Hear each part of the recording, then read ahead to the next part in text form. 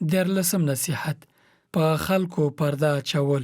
که غواړې چې ستا پرده وشي، ته د نورو عیبونو پټوه او د خلکو آبرو خوندي ساته. حدیث شریف کې راځي چا چې د مسلمان پرده وکړه، الله تعالی به په دنیا او آخرت کې د پرده وکړي. پام مو وي دا ډیر بد عادت دی چې ته یو چا کې تیروتنه یا خطا وویني او ډنډوره پسې جوړه کړي.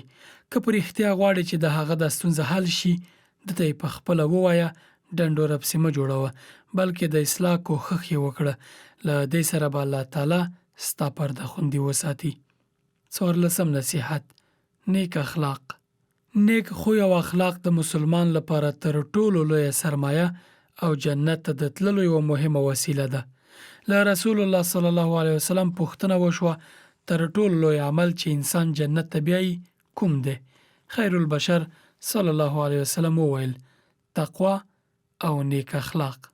امام احمد یو حدیث روایت کړی چې رسول الله صلی الله علیه وسلم فرمایي د قیامت په ورځ د مؤمن د حسناتو په تله کې تر اخلاقو درون شی نشته، او الله تعالی له فحاش انسان څخه کرکه کوي چې نورو خلکو ته داسې څه وایي چې خپله یې اورېدل نه غواړي.